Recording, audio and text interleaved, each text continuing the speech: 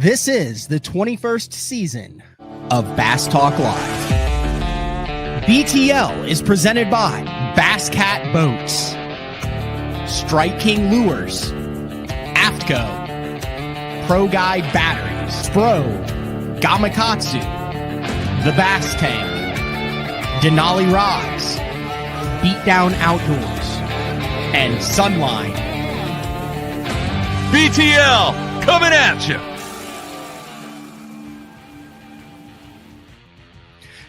Good morning and welcome to another exciting edition of BTL Bass Talk Live, where we are going to talk about bass fishing. Took a hiatus towards the end of last week. There was no day 4 with Frank Scalish because Frank and I were at the 25th anniversary of the Bass Fishing Hall of Fame induction ceremony. Randy Hopper, Craig Lamb, William Shakespeare Jr. all inducted into the Hall of Fame. That marked the 101st, 102nd, 103rd inductees into the Bass Fishing Hall of Fame. Always a very special weekend. It was awesome. Frank had several items in the auction. One was the 5 lures that kind of just went for the general auction that fans and listeners could bid on. But the second, we're going to get into this. This is going to be so good when we have Frank on Thursday. The second was they actually took the 5 drawings of lures that he had done and then put it in a case with the 5 individual drawings and did a live auction of it. And Frank was there, and it went for like $4,300, I want to say. But we've got some videos on that. It is probably, well, unless Frank comes to the Bass Fishing Hall of Fame again, it's probably the only time you're going to get to see a photo. And Frank put it up on his social media of both Frank Scalish and myself in a suit with a tie on. So Frank broke out the Italian suit with the silk tie, looking very dapper. So we're looking forward to talking on that. Got to see a lot of there were about 20 Hall of Famers there. Skeet was there, Kevin was there, Polinick, who's on the board, he was there. Carl Jacobson jumped in and attended that. A lot of support there for Craig Lamb, who still works for Bass and talks and covers that 200 plus days a year. But just a really cool event. You can watch the replay of it. Big shout out to all the BTL listeners. The BTL experience, where you get to co-host BTL for a day, get a prize pack from some of our fine sponsors here and some BTL merch. That went for $1,000 to raise money for the Hall of Fame. So always cool. Always look forward to kind of that end of September, beginning of October for the Bass Fishing Hall of Fame. Also, a lot of fishing still going on. We've got college anglers that are battling it out. I believe either yesterday or today, sometime around there is the final between the college anglers who are battling out for a spot in the upcoming Bassmaster Classic. I mean, we've seen in the past, obviously, Easton Fothergill has made it through that, and we saw him win it, not through the college bracket, but a lot of those college anglers who have made the Bassmaster Classic through that bracket have gone on to have incredible seasons. The first being or incredible careers. Andrew Upshaw was the very first one to ever do it, but obviously with that $500,000 tournament coming up here in a couple weeks on Gunnersville, Jordan Lee, when he was fishing for Auburn, I remember top 5 that Bassmaster Classic as a college angler. So also kind of wrapping things up as we head towards a Toyota Series championship on Grand Lake. Mr. Fox, I believe, won the Toyota Series there on kind of a stingy Lake of the Ozarks. You kind of get that time of the year, that late September, early October, bait fish start kind of floating, and you have to kind of dive into your bag of tricks to get the job done. But congratulations to him on a win. One of the other things that we like to do kind of this time of the year is chat with some of the BTL sponsors. And one of the things I've always talked about with BTL is we like to take advantage of the knowledge and the relationship that we have with those sponsors to kind of take a deep dive in behind the scenes. One of the brands that's been with BTL since for over a decade probably is Gamakatsu. And they've no longer is it just, hey, the Gamakatsu EWG worm hook and the round bed, which when you first, it was just there. I think they had the G lock there. I remember I was a big G lock guy back in the day, but Gamakatsu's really kind of stepped out recently and done a lot of unique things. Unique as in, like, you look at it and you go, I am not sure what that's for, but it looks kind of interesting. So we've got Ted Thibault from Gamakatsu on, and he's going to walk us through a bunch of the new stuff from Gamakatsu. If you have hook questions, go ahead and get them into the instant feedback, and maybe we can hit Ted with some questions at the end. But we're going to go through some really cool new stuff that Gamakatsu has that has come out. We got a little bit of a sneak peek on it when we did our iCast live shows, and we got Ted for a little bit of time there in Orlando. But let's bring Ted in from the West Coast. I've had a lot of West Coast guys on, so I always start out by saying thank you for the 6:30 a.m. Wake up call, Ted. Much appreciated. You look bright-eyed and bushy-tailed though. Well, it's appreciate that. No, I usually get a pretty early start in the day, so no problem at all, Matt. Yeah, is that fair in saying that over the last three to 5 years, it seems like Gamakatsu has really kind of pushed the envelope on taking some Japanese concepts, some kind of outside the box concepts instead of just those 2 or 3 kind of standard hooks, and really kind of pushing it out to the North American market? We really have. It's it's kind of a combination, Matt, of where that comes from. There's a little bit of it that gets developed in Japan. So you've got some. So it used to be that when a hook was developed in Japan, that we would not necessarily bring it to the U.S. Immediately to the market, and we would debate, internally, is this a hook we need? Is this a hook that will work? Et cetera, et cetera. What we've decided to do in the last several years is just, if we launch a new hook in Japan, we just automatically bring it to the U.S. market to see what people think. Because sometimes a hook that's developed over there for one technique winds up working for a new technique that we've got here, and vice versa. We see that all the time when we develop a hook for a certain species. I'll use split shot, drop shot as an example. I've got a ton of kokanee fishermen that think that's the best hook ever, and so we have to be careful with that sometimes on how we name it. But a lot of it comes from that. And then also our pro anglers, the guys that we work with here closely, it's kind of a combination of both of those things. You mentioned the pro angler. So you guys have done also a good job, I think, of Mike McClellan too, with that hybrid worm hook when it came out, and then obviously up until his passing, Aaron Martin synonymous with it. I think when you were on last time, you were talking about how you still had some hooks that he was designing in 2019 and 2020 that you guys just came out with over the past couple years with little unique twitches in it. But is that a thing where a Gamakatsu pro staff guy, a guy on the BPT, a guy on the Elite Series will literally just call you and say, hey, there's a need for this. I'm taking this hook and I'm doing this to it, or there's where we need to do this with this hook. Like, I'm thinking of some Brent Ehrler stuff over the last couple of years. Is that how kind of that stuff spawns, where there's like kind of an open communication between Gamakatsu and the guys on their pro team? Absolutely. That's a big part of this information comes from those guys, and just having those relationships with them, and maintaining that open communication. Because the biggest challenge we have is that we'll have a hook or an idea for a hook that one of the guys comes up with. We've got to be able to sell tens of thousands of them, not just a couple thousand in one little region at one lake. And that's always the big challenge that we have, is balancing that. Is it a hook that's going to be big enough to sell to lots of markets versus just one very small market? So we've got to try to balance that as a manufacturer as well. Okay. I use that as an example, so we're going to dive right into it. So the first time I saw this hook, and I'm going to pull up the Gamakatsu website right here. I got a pack of these, and I was like, oh, cool. It's that Brent Ehrler Stinger hook. But then I noticed where the keeper on it is actually way further down the shank than you would think it would be if you're going to, Texas rig a 6-inch finesse worm on it. But this kind of seems to be like one of those things where Brent was, we had a bunch of tournaments. There were tournaments on the Great Lakes where guys were throwing those 3 to 5-inch minnow baits, and they were taking straight shank drop shot hooks, threading the minnow bait onto the hook to get a better hookup ratio, but there was really no hook designed for that. So is this a prime example of, hey, this is a need that takes a hook that we were modifying without it? Gamakatsu said, hey, we can do that, and then build a better mousetrap with it. Exactly. And in this case, Brent felt that was the best place for this, for the keeper, to your point. He just went during the design process.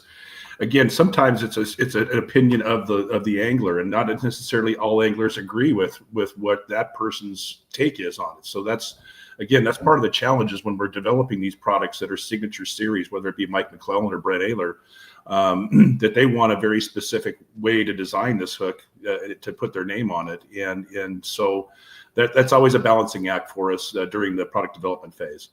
And then I would imagine it's also a challenge to say, hey, is this something that is so specialized that we can't, mass produce it to market? And 90% of the people go, what the hell is this for? But there's also an education standpoint that then comes in with that when you come out. I remember Shin came out with with that wacky style hook a couple years ago that you had to really educate anglers on how to rig it as well. Absolutely. There's a lot of that happens. There's just, it's, we shake our heads all the time. We'll have a concept in mind of how we think this is going to be sold, how people are going to rig it, what they're going to do.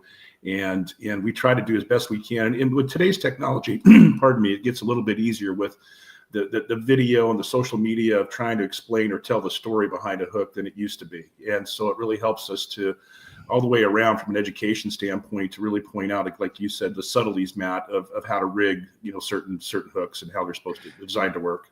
All right. One of the main reasons I wanted to have you on was to talk about these one-touch blades, and I saw them earlier this year for the first time, and it immediately kind of reminded me of the Bassmaster Classic. I think it was the one that Chris Lane won. I want to say 2012. I think Keith Poche was throwing a Cinco with a spinner in the back of it. And it was the first time that I had seen a traditional bait that was fished with some additional flash to it. And that's a standard thing now. There's all sorts of, you can screw the bait into the back of a soft stick style bait and stuff. Like, there's a lot of guys who throw that in Florida and out there in the Carolinas. But I had never really seen an effective blade that was meant to be used either with a hard bait, a variety of hard baits, or applicable to soft baits. And then the one-touch blades came out, which I think is something that I haven't seen a lot about on social media and like in the tournaments, but I know for a fact a lot of the guys that are with Gamakatsu are throwing this thing and have thrown it the second half of 2025. So can we take a deep dive into the one-touch blades? Certainly. This is one that takes a little bit of explaining, but once you understand the concept, it's pretty cool stuff.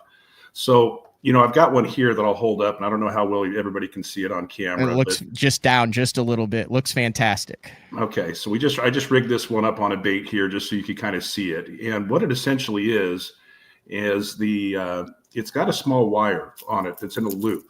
And what it does is, and Matt, you might go to the instruction page on the one-touch blade on the website. There's a little diagram there that you can kind of see. There you go. So there's a hook that goes on the end of it, and it goes right through the eye of the treble.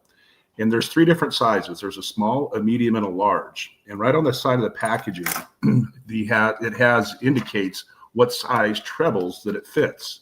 Because obviously the length or distance or the length of that shaft is different for each size treble. Mm-hmm. And so right on the back of the package, we put which size fits which of our hooks. Yep. So you just got to size it accordingly. And it clips right over the top through that eye, goes down underneath, and then there's a bead that comes up underneath it that actually slides up underneath the treble, because that's actually movable, and it locks that blade into place. And there's two different versions. There's a willow leaf and a Colorado in both gold and silver. And the first time I saw this in the water, that's where, to me, it really shows what it can do. I mean, you put this on a glide bait and see what that thing does in the water, and it's amazing the kind of action and flash that it adds to that. And that's one of the things that when you see it in the water and you realize just how easy this is to rig, your imagination starts going. You're like, okay, I can do all kinds of things with this. I've got some footage here. I need to pull it up, and it's of Mike McClellan. So that the key on that though is it does not it enhances and complements the action of your jerk bait, whether it's a McStick or whether you're putting it on a Chad Shad. Or that's the thing that I thought was interesting, was it did not, from what I have seen and fished with it and been on the water with these guys, it doesn't hinder the action of the bait. Here it is right here. Yeah, this is I think this is a really good shot here for everybody to be able to actually see it, because it's a challenging thing in this environment for me to be able to show it. Yeah, you can see right there on that sashimi swimmer where it's actually the bait is still swimming perfect with the blade underneath it. Is this type of thing a hard sell for the general consumer who's used to throwing their baits and stuff like that to say, hey, add something to your favorite bait? Or do you find that people and people who fish are more likely to try it to say, hey, I'll give it a shot? I think in this case, you're kind of fine tuning something. So, I mean, I think it intimidates people if you're a relatively new user or new fisherman, to try to start tinkering with things and putting blades on things. And so it's an education process. I think your more astute anglers are going to be more and likely to understand the importance of this and how much more, how to make your bait look different, which can trigger more strikes, as we all know. And it's just not the same old out there in the water. There's another component to this that I think has endless uses, and it is the one-touch blade, but it's literally like it's basically like, I would say, a trailer hook style eye on it that Gamakatsu kind of is known for, where you have the rubber over the eye, so you can basically add flash to spinner baits, swim jigs, plastics, anything that you want to, and still get that same flash on it. Exactly. In this case, it does have that the cap. So I've got one rigged here, that everybody can see, and you can see the blade. I just pierced it right through the hook point there and put it down over the top. So it just adds another little dimension. It doesn't interfere with the bait. It just gives you a little bit more flash on that bait.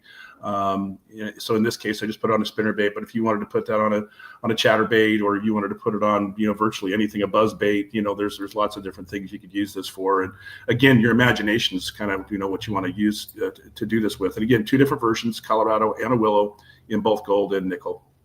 Is this something that is this kind of coming over from Japan, or is this a North America deal? No, this actually was from Japan. I remember the first time we got the samples on it, and you're kind of going, wait a minute, this does what now? And so once you start to see how it rigs and you actually put it on, it's very simple to rig. Again, that hook just goes right through the eye and comes right down and makes it very simple to place it on there. And once you get it on there and you see it in the water, you're like, okay, I get this. This is cool. Yeah, and then I would imagine that the components on this have to be pretty high as far as where the barrel swivel is and all the O-rings and stuff for that to work on very low retrieve speeds. Exactly. So that's all precision, made in Japan product, and works just like it's just works just phenomenal. And again, these are brand new to the market, so we just barely started having these. We've got them up on the website. We don't have a lot of retailers that's brought them in quite yet, just because it's so new. And a lot of times, Matt, going back to your earlier comments, when we launch something, sometimes it takes a little while for it to really get momentum. There's several hooks that we've launched that are 2 or 3 years old. They're now starting to really catch on. And so sometimes I think it's just, it takes a little bit of time initially for things to really get popular or for sales to really start shooting up. I think I could definitely see like late fall when those fish are on the finger shad and you're throwing a mixed stick or one of the smaller kind of a spro jerk bait or something to get that flash on the back treble, especially with forward facing, with the bait fish seeing a lot of that stuff. You get it in there and it gives that different flash. I think this is going to be, it took a while. I mean, I think it took 3-4 years for a lot of guys to get comfortable screwing a blade into the back of their Cinco or their stick bait. Right. I think I could kind of see the same thing on this, but I do know a lot of the glide bait guys are adding it to, like I said, their KGB Chad shads and a lot of the glides, and they were skeptical. This is off the record stuff. They're very skeptical at first, and they were like, okay, I'll do it to get some shots of it. And then they do it and they're like, oh my gosh, like, hey, look at this thing in the water. So I've got them. I'm very excited to try with that, especially with that KGB Chad. It does not affect the action at all. So well, it's always fun for us because we'll see all this stuff for a while before we ever introduce it to the pros. We had an outdoor rider event that was the end of April, and several of the pros were there. And so when you start, I can tell almost immediately when I show it to some of these guys whether or not they think it's. I'm not so sure about that one. And there was a lot of head scratching with this one a little bit. But I'll tell you, somebody, Cliff Perch, immediately looked at this and said, I love this thing. This is awesome. And then it slowly, a few of the other guys said the same thing. And then again, once they started using it, it was, I think everybody's pretty well sold on it. All right. One of the other things that everyone looked at and went, "What the heck is this?" I don't see it on the new products. I know which one this is. It's the antenna hook. Yes, sir. I knew. Okay. I already have it in my hand. Okay, I knew yeah. exactly So what you're going to say. I've got a pack of these. I've talked with several guys on a pack of these. I think I might have a concept of it. I've looked it up. With all sorts of the new stuff that's coming out with Nico, with all sorts of the weird shapes on the stuff, with everything. All right, walk me through this hook, because at first scene you're like, okay, this thing is like wrong out of the package, but I think it could be one of those things in the future where a lot more guys go to it. So let's roll through. It's called the antenna hook, right? It is, and this is one, just so you know, this was a hook that was developed in Japan, and I'll try to do my best to hold it still. Perfect. And steady Looks for everybody, fantastic. so that you can explain that to the iTunes listeners who don't have a visual on it. I don't know if that's above my pay grade, Ted, to try to explain that hook. So basically, this is just a fluorocarbon leader that's tied onto. You see a lot of people, like you were talking about earlier, when they're drop shot and tying thread or wrapping the shank of the hook so that it'll hold a bait on it. And in this case, you'll see there's a little small loop that's right here underneath there. And the reason that the way this hook was designed in Japan was for saltwater. And my understanding of how they would fish this is through oyster beds and things like that. They want this fluorocarbon leader that's tied onto the front of it, sticking straight out, kind of like an antenna, to be able to touch and feel the bottom, so that they were just slowly bouncing along the bottom in this manner. This little loop is designed for a weight that we don't physically have here, as much as I hate to say that. So they have a small weight that they'll attach to this little loop that you see here. Okay. And this is our B10. This is, if you look at this hook, this is our B10S stinger style hook. Yeah, similar to that. Is that the same one that Brent Ayler hook? Correct. And it's a straight shank, so you can see it's that exact same hook. So that's the idea of how they fished this in Japan. And so what we're feeling that a lot of people will gravitate towards when they're rigging this is using it in kind of a bottom application, to where you can touch and feel that bottom as you're coming across structure. So again, this is one of those hooks that we brought over just because they had it in Japan and we wanted to see what kind of reaction. So we'll bring a small quantity over, see what the reaction is from people, and then we kind of go from there on it. All right, I'm going to pull this thing up here and see if I can show people even closer. So here's the hook. So this fluorocarbon loop right here, this is like on this is a giant one, but these full cast like koike balls, koike balls, they're using like this fluorocarbon drop on the back of the hook, and then picture like a oblong drop shot weight, but instead of just having a deal where you can put your line through it, you can actually hook it onto that fluorocarbon. So now you've got the miniature of all miniature drop shots, basically. So you have your bait hooked on the hook here, your weight is coming off of this. So your hook is now up here with your bait like this. And then this is where I find it interesting. So your tie on here, and then the antennas basically feel along the bottom to keep the bait slightly up above it and work its way over the rock, the structure, the cover, or whatever it is. Do I have that right in my head there, Ted? That's correct. You absolutely do. And I've even had some of the guys say, I'm going to cut the fluorocarbon leader off and use it for a drop shot hook. There's all kinds of things guys will do with this hook, but that is the concept, Matt. You nailed it. Yeah, I would say amongst the finesse fishermen, with what we have going on, this little number right here, the fluorocarbon loop on the shank of the mid shank of the hook, is the next big trend in North America finesse fishing. That is basically like a Texas rig. Like all the Japanese anglers, the Japanese guys I've been in the boat with, the Japanese guys I talk to, this is a standard for them. And I would say 98% of American fishermen have not caught on to this yet. Would you say from your deal that that's a pretty fair assessment, that this kind of drop shot clip in weight is the next kind of big finesse thing that's coming over? Exactly. You're going to start seeing some more of that, Matt, for sure. There's you held up that Koike bait, which, Spro's our sister company, and that's a whole new hook needed for that, right? So stay tuned. Yeah, don't want to give away any secrets there too, but that antenna hook, like I said, I've got a pack, and it's very situational too. Which, how long does it take to like come to market with that? Like, as far as from like a concept, is it like over a year and a half or something like that from design to once we have got all the design parameters done and we got drawings done and everybody's happy with the way that they fished, it typically does take, Matt, right at about a year for us to spin those hooks up and again have them come in, to inventory physically here on the shelves. All right, we'll go with the third that's kind of the most visually unique, and then we'll get into some meat and potato stuff that I know a lot of people are familiar with. But it's the 34R Hydroll. Yeah, the Hydroll. And I've been calling it a Hydroll the whole time, and you're absolutely right. There is no O. It's the Hydroll. No, you get an extra O going there, Matt. Oh, well, it doesn't matter. It's still pretty cool. So this to me is a bait that had a need that Gamakatsu is able to say, hey, we can fix that. And this thing is one of those that you look at and you go, oh, that makes total sense right off the hopper. Yeah, and I've got one here that hopefully everybody can see. Okay, I'll try kind of hold it up here still. Yep. But basically what we did is we took and added a swivel to the front of the hook. And this was developed in Japan again, very specific technique used on biwa.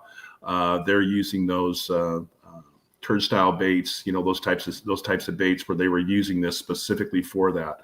And the minute I saw it, I love to throw a fluke. That's one of my favorite ways to catch fish. And the minute I saw it, I'm like, okay, I'm all over this for a fluke. And as we've started talking about this, there's lots more of this type of technology where the swivel's built into the head. I can think of several, and we've already got a few things that are going to be coming for next year with this exact same concept, only on different styles of hooks. And again, this is one that's been a little slow to get going, but I think as people start using it and they get a season or two with them, it'll really start to take off. And that just basically virtually completely eliminates line twist, whether you're throwing the turd style bait, like that heavy turd style bait, or a fluke or a mag fluke, anything that you could have line roll with, where you would, a lot of times you'd see guys that would put a swivel 18 inches above it that would then impact the action on that. This completely eliminates all that line twist, because that portion right there is complete 360 degrees around. You can't have any line twist, and it adds just a tad bit of weight up there, so the bait goes nose down too, I would imagine. That's great. That's exactly it, Matt. That's you hit the nail on the head with that little bit of weight, just a touch of weight, and that swivel is extremely strong. We haven't had any failures or any reports of failures on it at all, so it's you can tie that on with confidence. Talk about that 34R. So it's no secret there's more than one hook company out there on the market. I love Gamakatsu, always have, but if you go to a tackle store and look around, there has definitely been a trend, and for so long it was either a G-lock, an EWG, a straight shank, or just a straight round bend. But this kind of hybrid worm hook, which Gamakatsu kind of introduced with the Mike McClellan line like that, it seems to just keep getting refined and refined. Talk about that hook and the advantages to kind of this hybrid offset that has now kind of become the industry standard, and you're seeing it a lot more in Gamakatsu offerings as well. So an EWG worm hook is our number one selling hook. I mean, I think it will always have a place in the market and in every angler's tackle box. But there's also, if truthfully, Matt, when you start asking some of the pros and the guys that are fishing for money, they really prefer the hybrid worm hook or some of the others because of the way that the eye of the hook is in relationship to the point. And it allows them, what they feel is to drive that. If you can bring one up, so you can see if you drew a straight line from the tip of that hook, or the point of that hook to the eye, you can see where it's a lot more in line. So when they go to set that hook, they get the best of both worlds. They've got a wide gap for those larger, thicker baits. Okay. But it also allows them to drive that hook with more strength into the fish. And so that's where a lot of this comes from, is that whole concept. You're talking about this line that I'm making with my cursor right here. You're exactly right. So when you pull straight out, you're driving that hook. That hook has to catch something in order to exit the fish's mouth. There's no turning. It's a more efficient way. A higher hookup ratio is what you're saying. Correct. Okay. And then keeping the advantage of the EWG by the gap in the throat right in this area of the hook. Correct. So again, that's why like Mike's hook is a hybrid. So it's a little bit of a deeper bend in it than the Worm 34R. So if you look at Mike McClellan's hybrid worm hook, it was based loosely off of the Worm 34R. So we launched the hybrid worm hook several years ago, and it's been in the marketplace now and is a staple in a lot of people. Yeah, that's a standard. This one right here. So you can see how much of a deeper or wider bend that has than the 34R. And so the 34R is going to be more of your more stick style, little thinner profile, that type of thing. Okay, I see. So it keeps it actually goes deeper in the throat in the hybrid worm hook, but it maintains that same what angle exactly of the line tie to the hook point. That's correct. Interesting. I'm curious here. Now I want to pull up just the standard EWG and just see what that looks like. And there's a lot of the guys with the EWG that you talk to, and everybody's got a different way of doing it. That they actually I've talked to several guys that take an EWG and actually bend their point or the tip up a little bit, and everybody's got a different way of doing it. But some folks will do that too. Okay. Yeah, I'm looking at it now. Okay, so if I'm pulling, I'm definitely the hook point definitely points more towards the bend right there than it does the eye. Correct. Interesting. Now, do you guys have how do you test this stuff? Is this all trial and error with Gamakatsu pros on the water? Or are there like test tanks and things where you're actually like pulling hooks online and things and seeing what hooks better, what doesn't? Like, how does that process work? So a lot of it's just trial and error. I mean, there's theory in mind of how we want to do it, because it's just difficult to repeat something like that in a lab kind of environment. We've tried to do different setups like you're referring to, the pull point of the hook and everything. But Matt, most of the time it's definitely trial and error and just testing in the field. So there's times it takes us a full 2 years to develop a hook, just because we get prototypes. And we wind up, going out and fishing those. We're like, okay, we need to make a few tweaks to this area, change the hook angle, change this. And once those things are all tested and everybody's signed off on it and happy with it, that's when we proceed to go ahead and start production with it. All right, one more finesse product, and then we'll get into what I know. I've seen a lot of the people in the comments wanting to kind of dive into the Horizon heads, which we definitely will here. But I'm going to venture to say probably the most high quality nail weight in the history of bass fishing, Ted. There's no doubt about that. Let me grab one here. I've got all kinds of stuff scattered around. So I'll hold up a pack here on the camera so everybody can see. So this is I'll hold it at an angle to where the light's not catching it too bad, but this is our tungsten nail weight.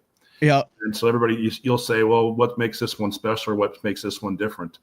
There's lots of tungsten nail weights out there. Well, the difference is that if anybody that's ever used these and inserted them into a soft plastic, you've also watched as several dollars as you're casting goes flying out of your bait as it works its way out of there. So this is an inherent problem with tungsten, is the fact that the weight only lasts so long and winds up coming or casting out, and it gets very expensive. This you might have to pull up on camera, because I don't know that you're going to be able to see it. We'll try it here. No, you can kind of see it, but we'll go ahead and pull it up. Yeah, I think you're going to have to pull it up. If you look closely at this one, the difference is it's got two little barbs that stick out of either side of it. There's the two little titanium barbs that stick out of it, and you can also see that the weight is stamped into the side of it, which makes it really easy to identify. And so by inserting it with these two little barbs on it, it now can't push back out. So once you've inserted it in there, it's not coming back out. You have to actually physically tear the plastic and or push it back out the way it came, the same way you went in, so you're not going against the barbs to get it back out of your plastic. And those little barbs right there, just keep that locked into that plastic. Just it works great. It works really, really well. Yeah, I'm looking at it. I mean, they're like $3 a piece, but I'm also looking at it as a lot of what we're seeing, like I said, with these Koike. I'm trying to think of the style of baits though, but like if you feel this plastic, right, this isn't an easy rippable plastic, it's a very durable plastic. So you're able to, I fished the 13 millimeter one up on leech and was able to catch, 6-7 fish. And I took it off and I've put it back on the little stick that it comes on. I'm not used to all this technical stuff here, all the little stick that it comes on, and it's good to go, but you're not losing them anymore. So instead of going through, a dozen worms a day, you might be able to fish this for a whole weekend, a whole tournament, and not lose one, especially with the different hooks and the rigging at it. So I think that there is a need for, I'm looking at like how precise that is. What you're seeing, we've seen Easton Fothergill do it. We've seen a bunch of guys do it where they're Nico rigging these wild dice creature style baits, and they need a very precise weight in it that stays in it.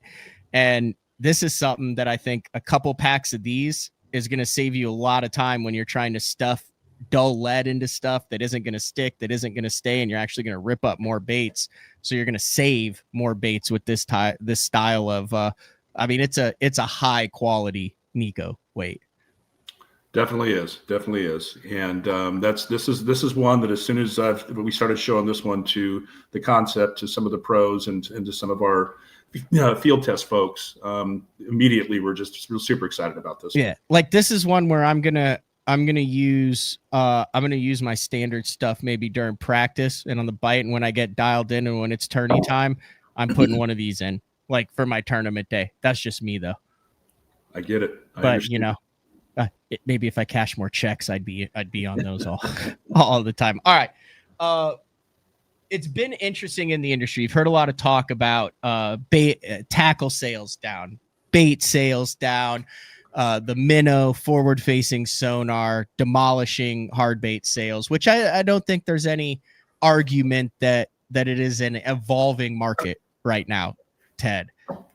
But one of the things that has kind of come to light over the last couple years is the minnow head.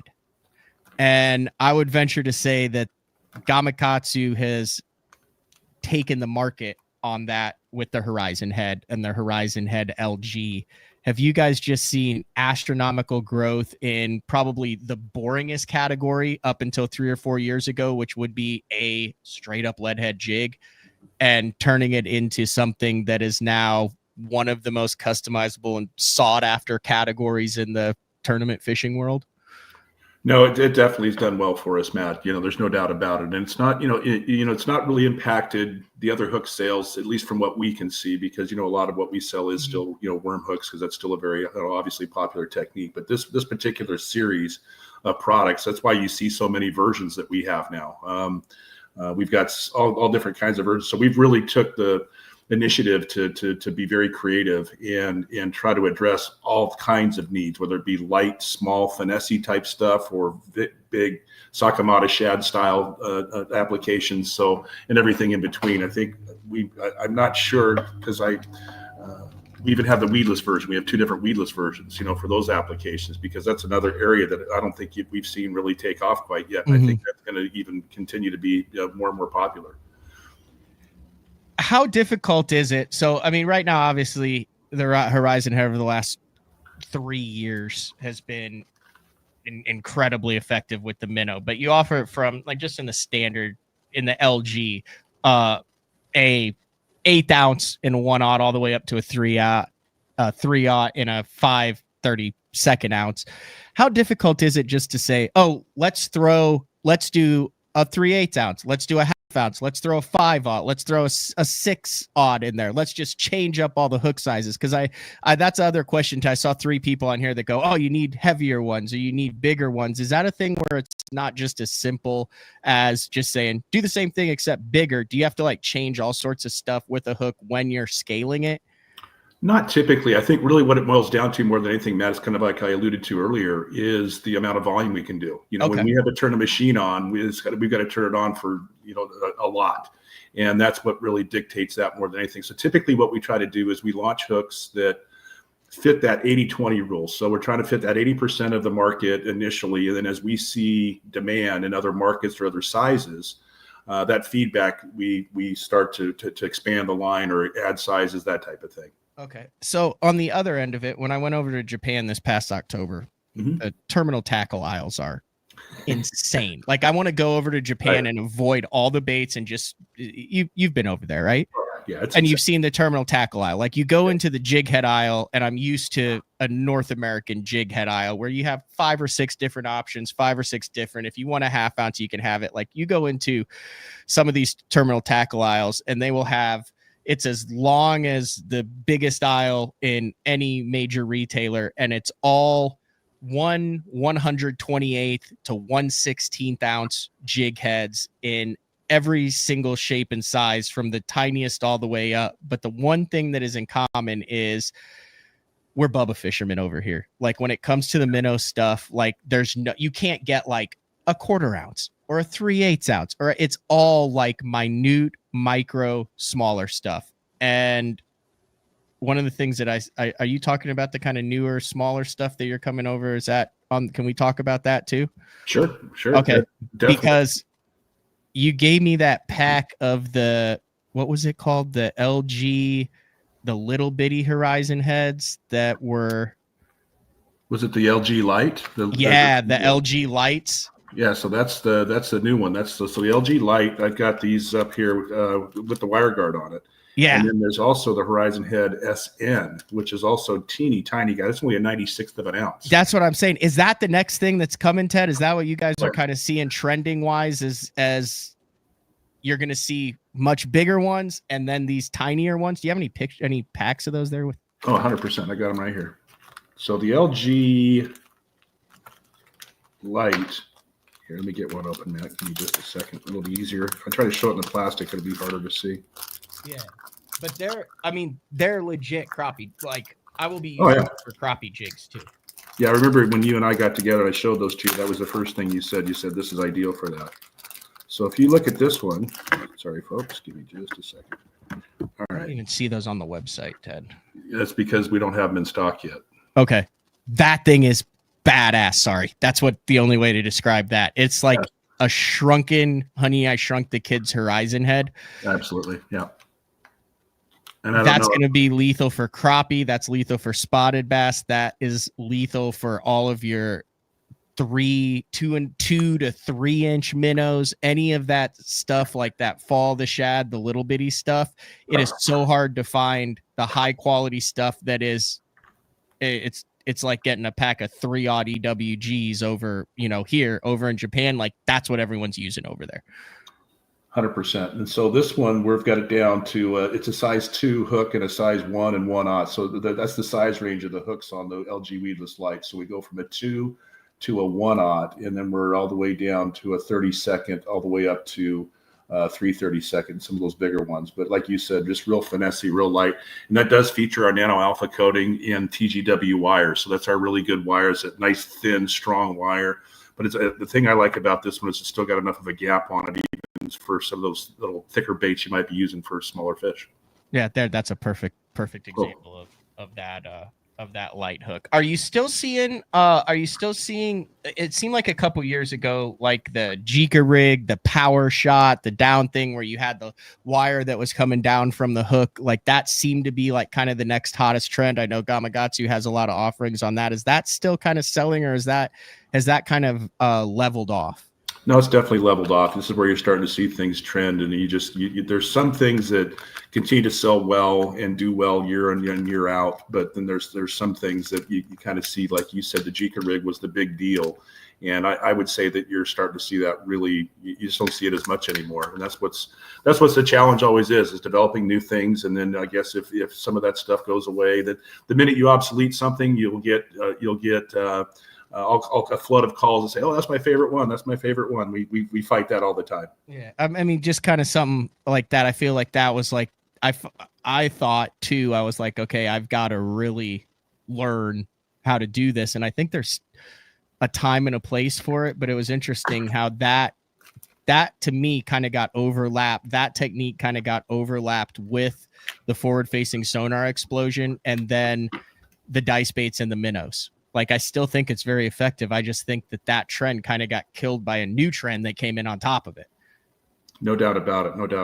And One of the things that I wanted to show too, that's not on the website either, was I do have the other hook I want to show, Matt, which is that Super Tune drop shot. I think this is a kind of a tribute. This is the last hook we had in development that Aaron Martins helped us develop, and this was his concept and his idea. You know, it's funny, you mentioned earlier the G-lock worm hook. Mm-hmm. Yeah. Well, Aaron always felt that would make a heck of a drop shot hook, and if you look at this hook, put your other hand behind it. Sorry. Perfect. If you look at this hook, it's got, and I'll try to just get it as close as I can for everybody. Yeah, it's got a little, it looks just like the G-lock. It's got that upturned point, and if you look at the shank, it's a straight shank on it, right? And the idea behind this with that little upturned point, and I'll try to hold it right steady so everybody can kind of see that. Yeah, that's perfect, Ted. Is that Aaron's felt that point right there was going to help drive that hook into the fish much better than just a traditional style. So not only, if you've used Aaron Martin's the G Finesse drop shot hook, that was one of his designs too, but he felt this was even superior to that. So these Super Tune drop shots, they just got in inventory. I was up in Canada traveling last week, so this week we're going to get them up on the website. So everybody's kind of keep an eye out for those, because these are going to be available. I'm going to get them put up this week. And so we do have these inventory, and we've got dealers that have already ordered them. And so these are going to be shipping out here very soon. Very cool. I assume in just the regular packs and then the 25 packs as well. Yeah, just the regular packs in this one, because this is going to feature it's got the nano alpha coating and the TGW wire on it. So typically on those, we don't offer those in bigger bulk packs initially once we launch them. Okay, awesome. I did get my hands on also some of the big round bend stuff too. Are there enough guys throwing the big glide baits and the big baits for these big round bend big bait special hooks? I mean, because they are wildly sharp. Oh, they're incredible. And this is a variety of fisheries for this one. Not only is this going to be a good glide bait, that type of thing, application, Matt, but we also have a lot of guys in the muskie world and in the salmon world on the Great Lakes that'll use this hook. So there's always, what we're trying to do is appeal to a wide range of markets with a single hook and have it carry over into multiple markets. You're not just a bass guy. I think that's important too. Like, you're dealing with a bunch of salmon markets, walleye, predator fish, all sorts of different things.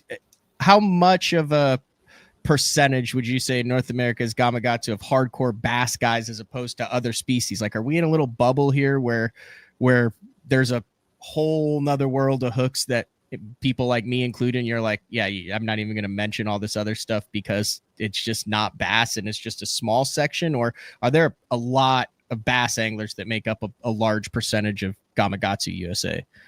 No, it is. That's where there's more participation. Let's face it. There's a lot more people bass fishing than, let's say, salmon fishing, but up here in the Northwest, salmon fishing is king. This is what kind of, the retailers are all geared up for. This has been a great year. We had what's called a humpy year, which is a pink salmon, and they come every 4 years. And so or every 2 years. So that's one of those things that people get really excited about, and those local fisheries benefit from that. But I've got a whole different style of hook called the Big River hooks, designed specifically for salmon fishing.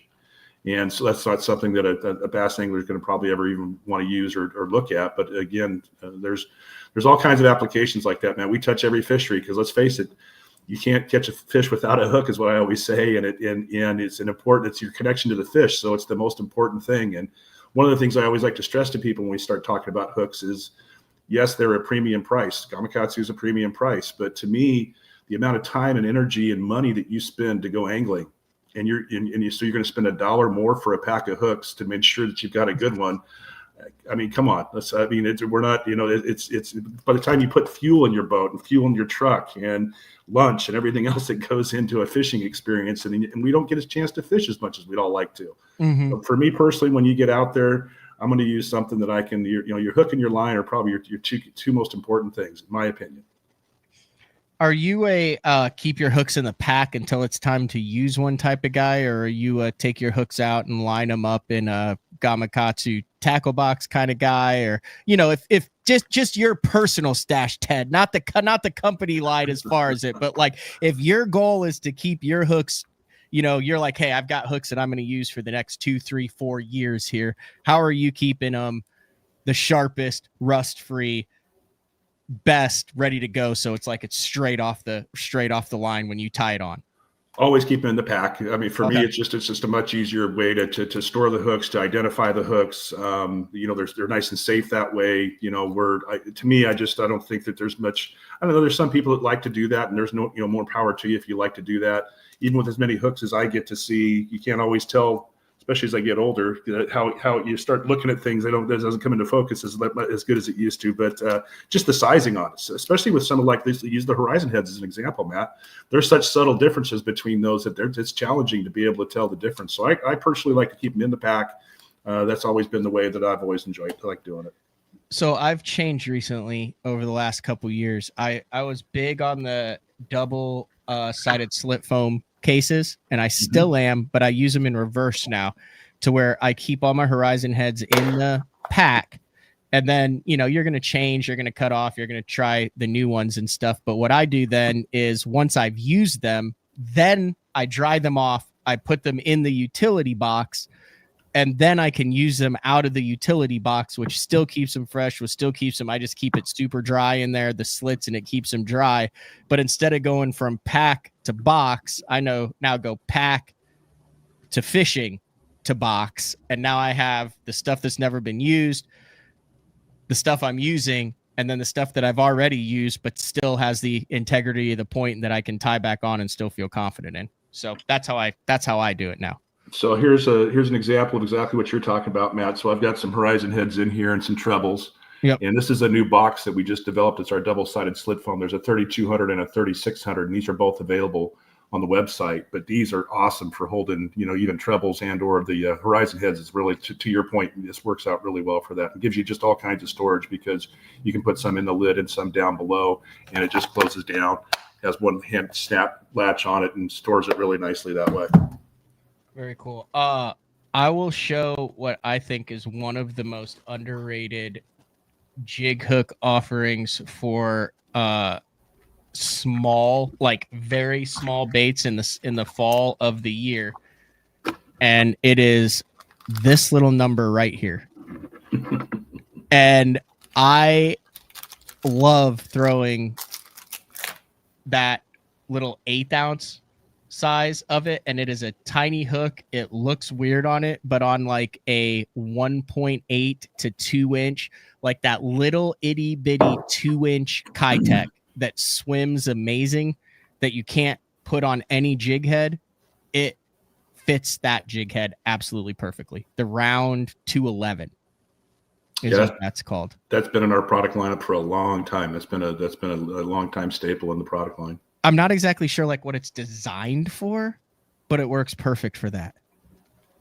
Like I said earlier in the conversation, Matt, there's a lot of those things that we design it for a certain technique, and then somebody winds up figuring out something else. What was that designed for? That's before my time, Matt. I couldn't honestly tell you. Okay. One of the cool things that I would do if I were you is go through. So like that Ailer hook is a saltwater, or is a fly hook, right? Yes, it was. That was totally turned to where everyone's like, hey, this is perfect. And he kind of found it. I picked it out of that lineup, and then you turned it into a bass hook.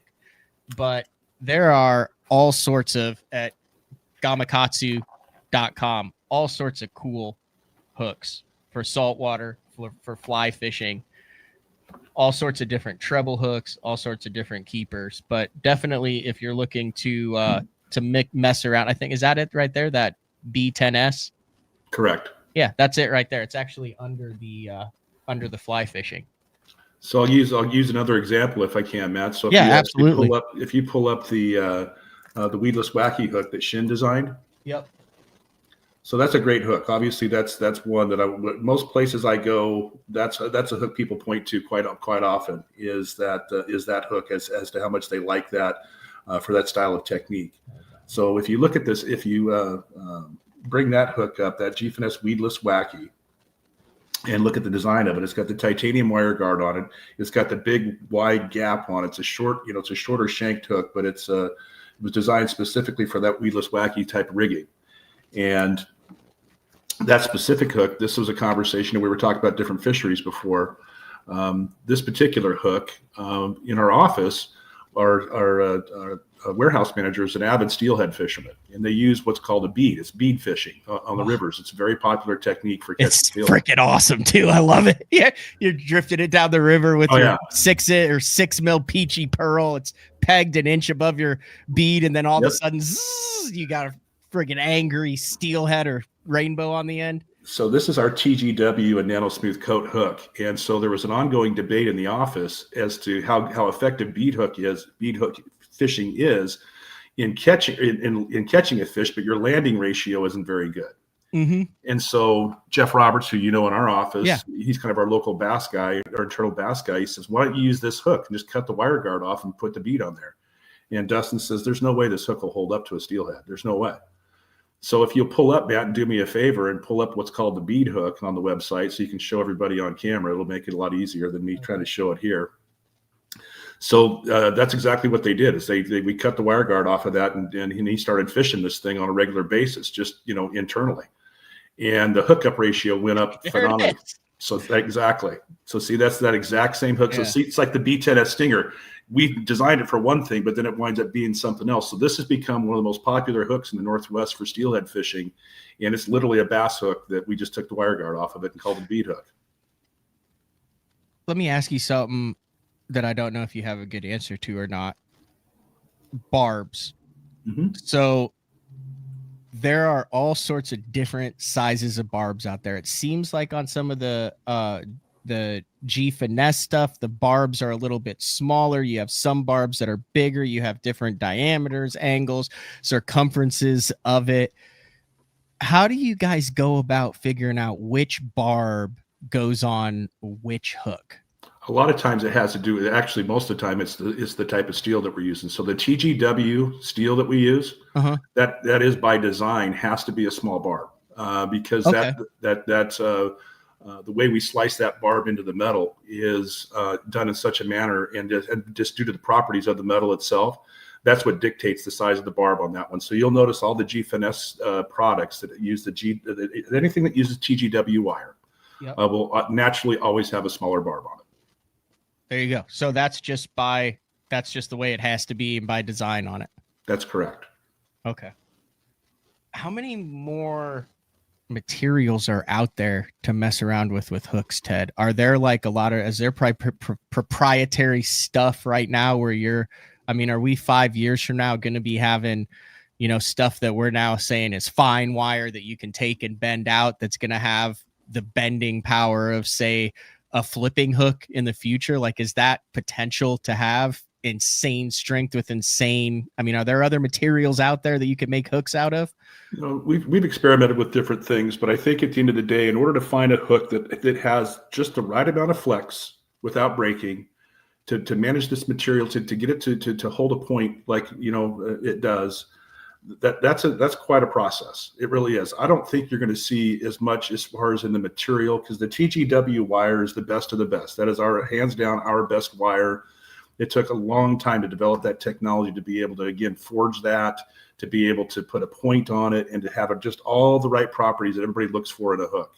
So I think what you're seeing more of now, Matt, is the coatings. That's where the nano alpha coating's coming from, and I think that's where you're going to see some of the enhancement is the nano alpha coating, making it smoother, slicker, better penetration, more corrosion resistant. So going back to how you store hooks, the nano alpha is 4 times more corrosion resistant. So you're going to start seeing us expand more and more hook styles with that nano alpha coating, because when you go to Japan, if you look at the hook wall for Gamakatsu, most of those hooks all have the nano alpha coating on them. Yep.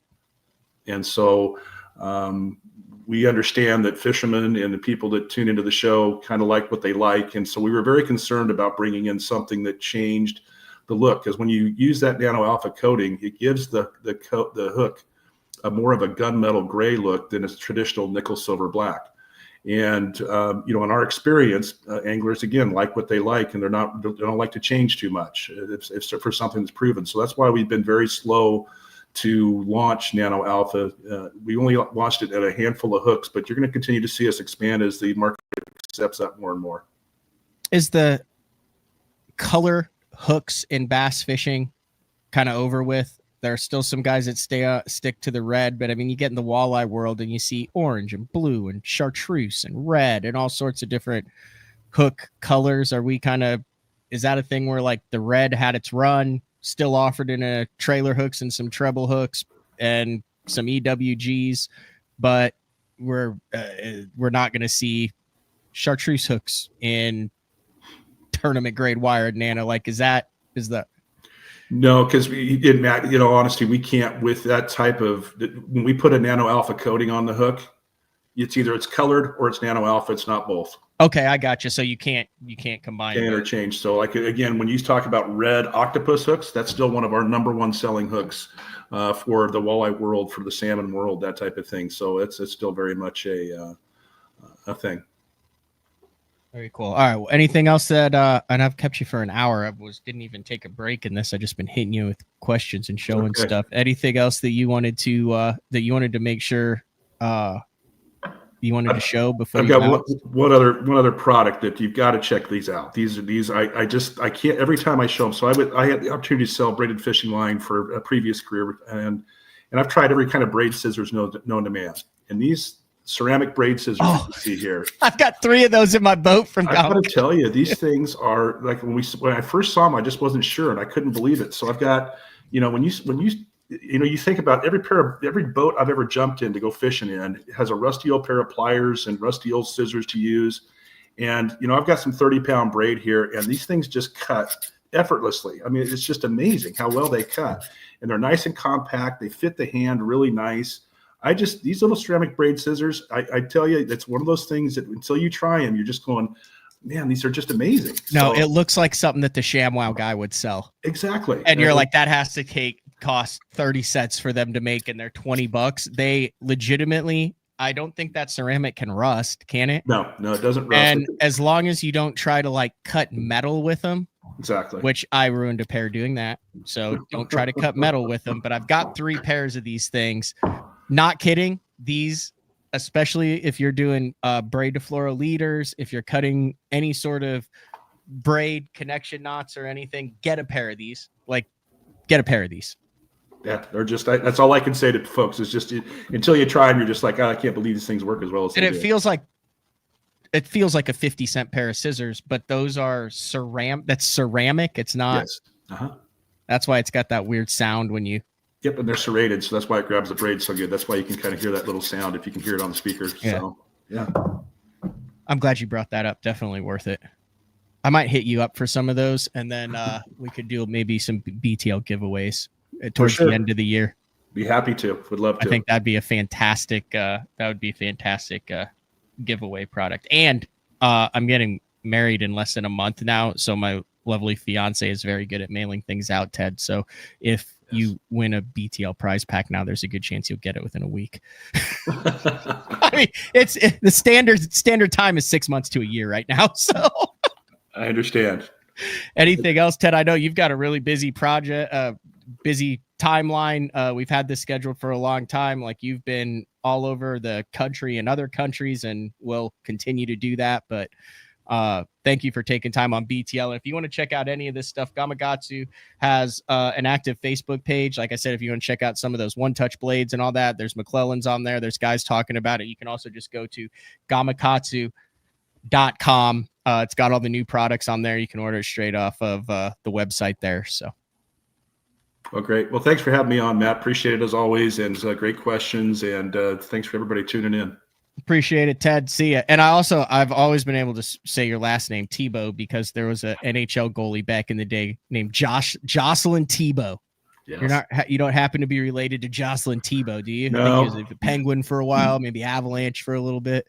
No, I get the Tim Tebow thing all the time too. Just even though it's spelled differently. Tebow, but yeah, exactly. Pronounced the same, correct? Yes, sir. Yeah, it is. But when I go to Canada, especially in Quebec, Tebow's a very common name up there, so everybody knows how to say it. That's like there was an Elite Series angler back in the first couple years of the Elite Series. His name was Ken Broder, but it was spelled the exact same as Martin Brodeur, who was French, a French goalie, legendary. So I always called him Ken Brodeur, but everyone else called him Broder because it was just spelled B-R-O-D-U-R. Anyway, Well, thanks for pronouncing my name correctly, Matt. You did you did good. You passed that test. Yeah, you hang out with Cliff Crochet enough, you learn those type of names. That's true. All right, see you, Ted. Thank you. All right, there you go. Just a cool refresher on hooks and things. I think it's easy to get your favorites, to find your favorite hooks and stick with it. I know I'm guilty of that. But when it comes to baits, we all try new baits. We all try new plastics and things. And Gamakatsu has a lot of cool hook offerings on the market. And it's hard to get confidence in something that looks weird or that you're not used to.